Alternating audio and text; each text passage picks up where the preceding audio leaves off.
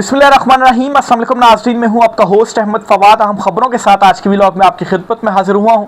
पहली बड़ी breaking news तो यह है कि बिलावल जरदारी और मरियम नवाज़ ने दोनों ने कश्मीर मामले के ऊपर नूरा कुश्ती शुरू कर दी है।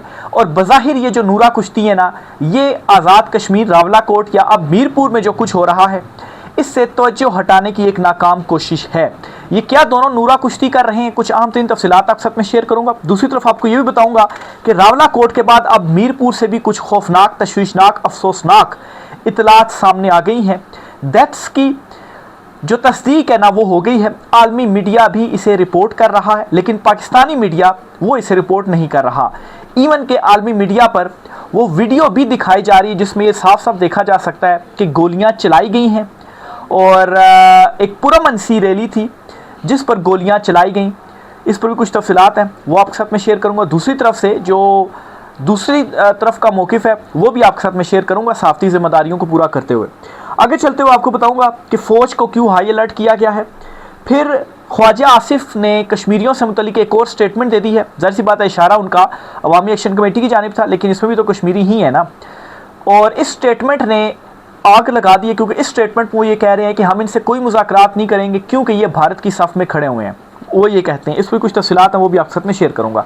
सबसे पहले तो आपको बताता चलूँ कि मरियम नवाज़ और बिलावल जरदारी क्या नूरा कुश्ती खेल रहे हैं। और इस नूरा कुश्ती के दौरान पीपल्स पार्टी ये इतराफ़ कर रही है और ये कह रही है कि ये नून लीग फॉर्म 47 के ऊपर इन्होंने ना सिर्फ आज़ाद कश्मीर बल्कि पूरे मुल्क में, पंजाब में भी और वफाक में भी जो हुकूमत है ना वो बनाई हुई है और इनको खैरात में ये हुकूमत मिली है। ये पीपल्स पार्टी बात कर रही है।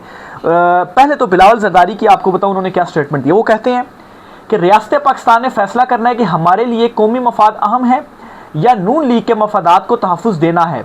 लग ऐसा रहा है कि रियासत का हर फैसला कौमी मफाद को तरजीह देने के बजाय नून लीग के मफाद को तरजीह दे रहा है।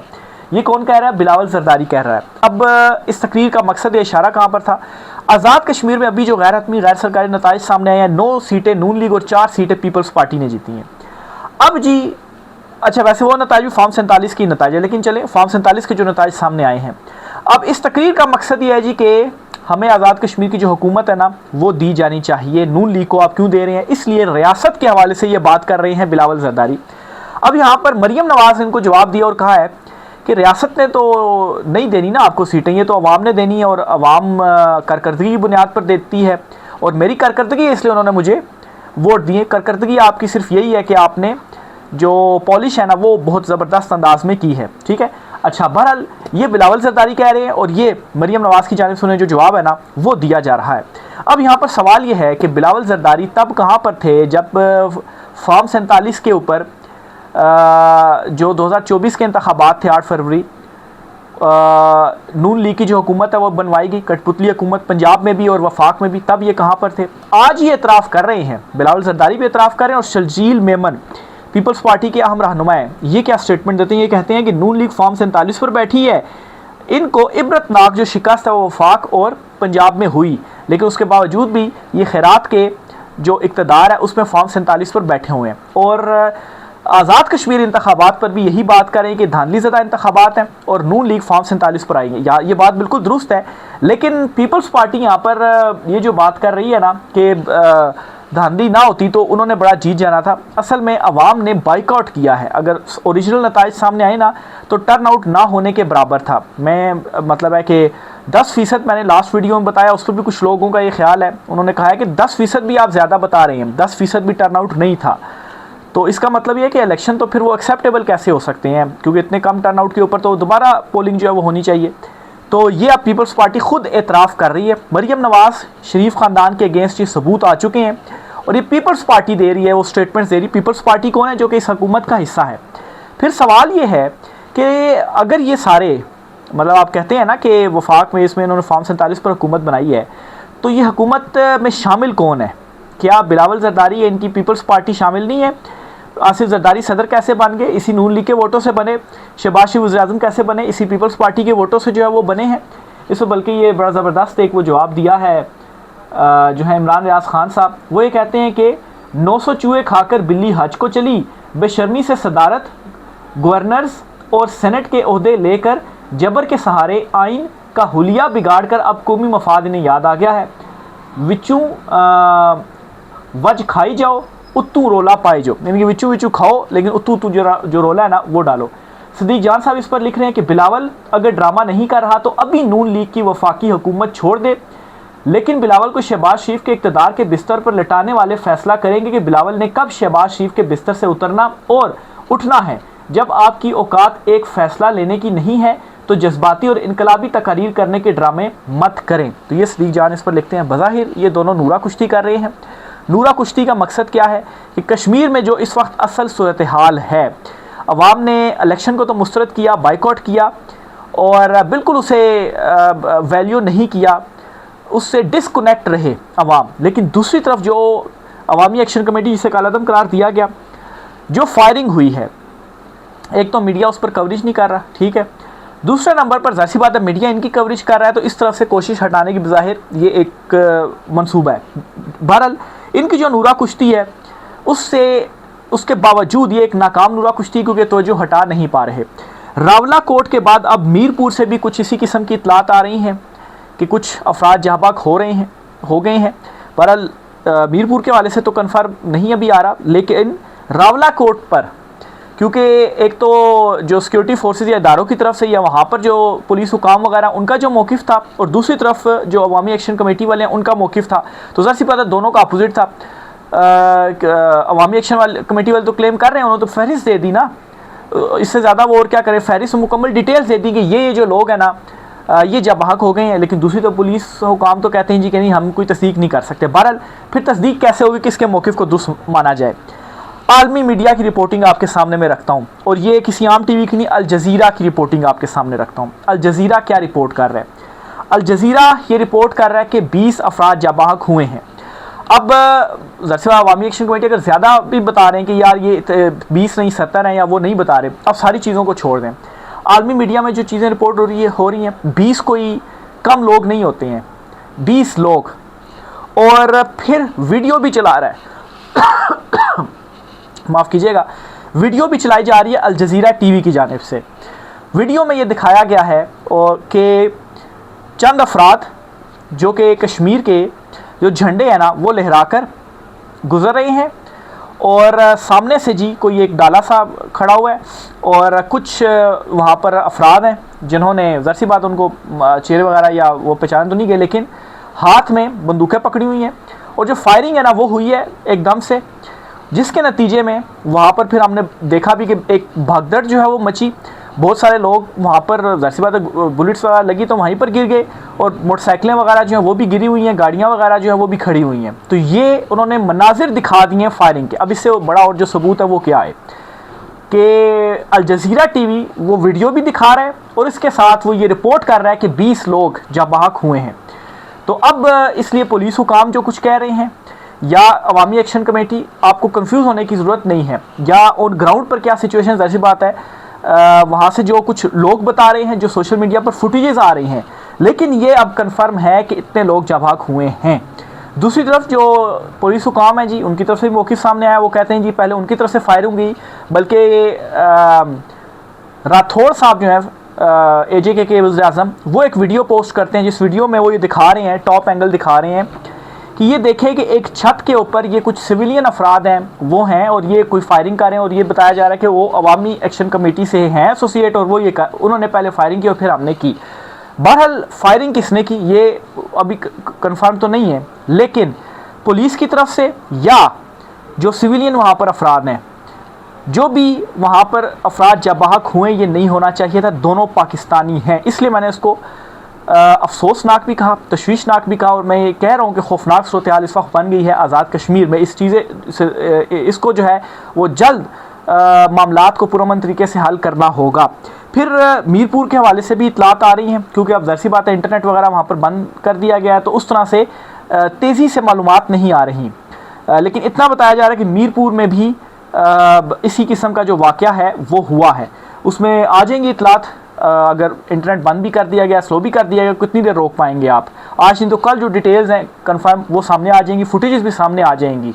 तो ये जी इस वक्त आज़ाद कश्मीर के अंदर सूरत हाल है, और यहाँ पर मरियम और बिलावल क्या कर रहे हैं, नूरा कुश्ती, और एक दूसरे के ऊपर ये जो ठुकाई कर रहे हैं, उसमें ये तो इन्होंने खुद इकरार कर लिया ना कि बिलावल जरदारी, पीपल्स पार्टी ये कह रही है कि ये फॉर्म 47 की हुकूमत है। इससे ज़्यादा सबूत आपको क्या चाहिए कि हुकूमत की इत्तेहादी जिसने हुकूमत को वोट देकर इक़्तिदार में लेकर आए हैं, वो खुद ये कह रहे हैं जी कि ये फॉर्म 47 के हैं। पंजाब और वफाक में जो हुकूमतें हैं फॉर्म 47 की हुकूमत हैं।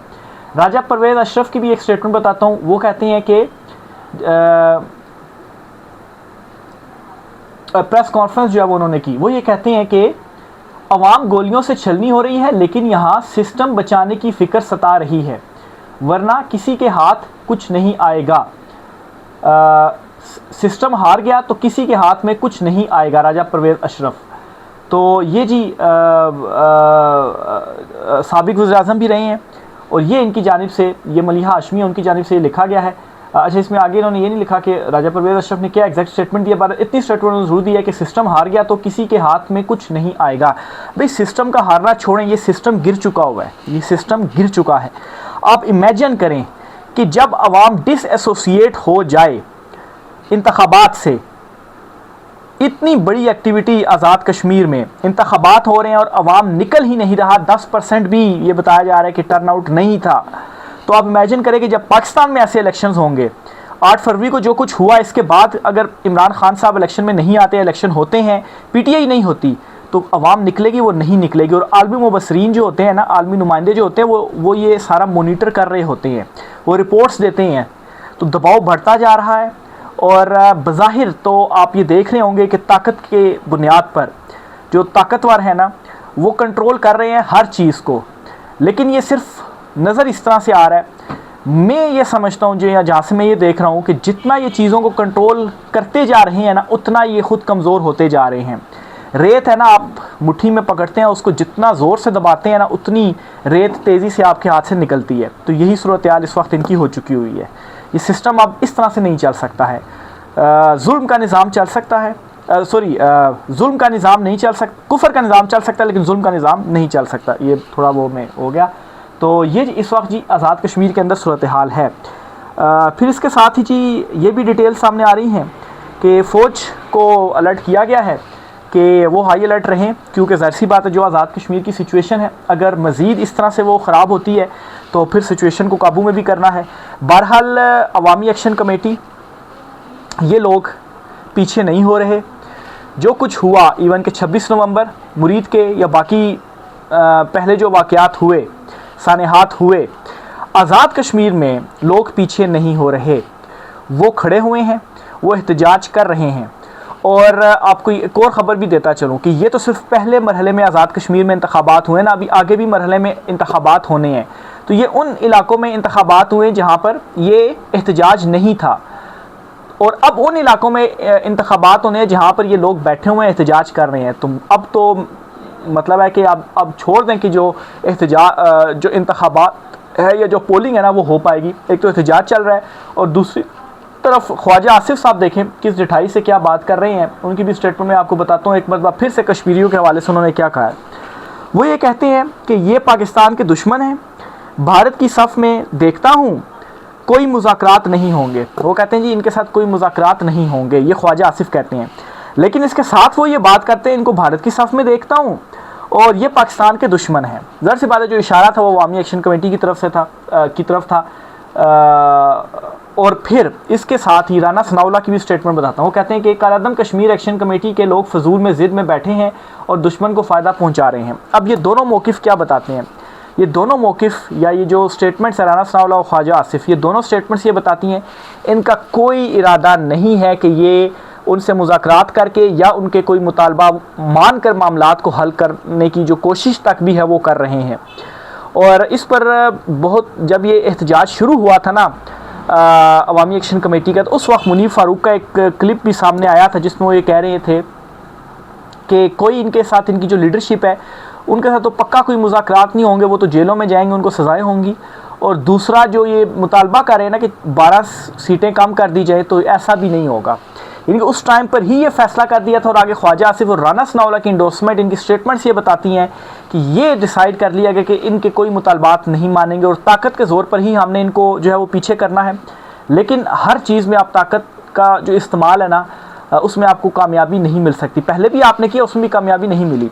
बहुत सारे लोग ये सवाल करते हैं और अब बहुत सारे लोग ये भी कहते हैं, जो इमरान खान साहब के साथ खड़े, वो कहते हैं कि इमरान खान साहब जो हैं उनको शायद किसी लेवल के ऊपर कोई लचक दिखा देनी चाहिए थी।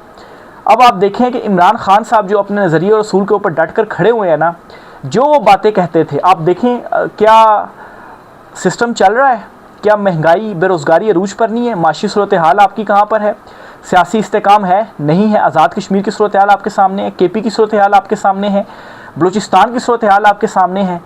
तो ये सिस्टम फेल हो चुका है, ये फेल्ड स्टेट जो है वो इसको करार दिया जा रहा है।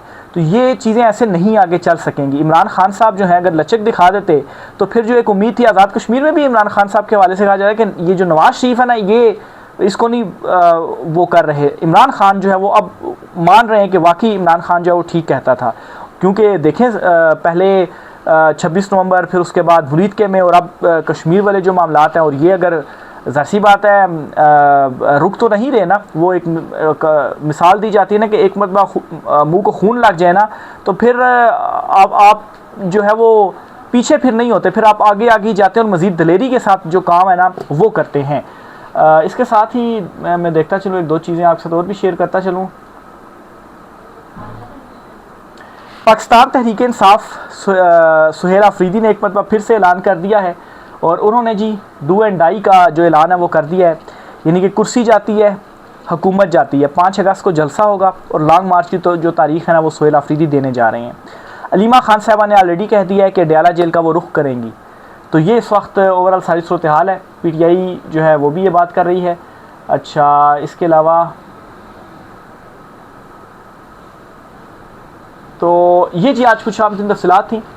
अच्छा, पेट्रोल की कीमतों के हवाले से आपको बताता चलूँ कि 3-4 दिन हो गए हैं अमेरिका ईरान जंग जो है कोई हमले नहीं हो रहे, तो जो ऑयल की कीमतें हैं ना वो कम हुई हैं, काफ़ी कम हुई हैं, ठीक है। लेकिन उसके बावजूद पाकिस्तान में पूरे 1 रुपया कल पेट्रोल की कीमत में कमी की गई। आज इस बात का इम्कान है कि जो कीमतें हैं ना वो कम होनी चाहिए, और 30-40 रुपये फ़ी लीटर कीमत कम होनी चाहिए। देखें आज ये क्या करते हैं, कीमतें कम करते हैं, या उसी तरह से 1-2 रुपये कम करने के बाद आपको बहुत बड़ा जो रिलीफ है वो ये देते हैं। जो भी तफसीलात होंगी आपसे शेयर करते रहेंगे। राय का इज़हार कीजिएगा। आज की व्लॉग से इतना ही, इजाज़त दीजिए। अल्लाह हाफ़िज़।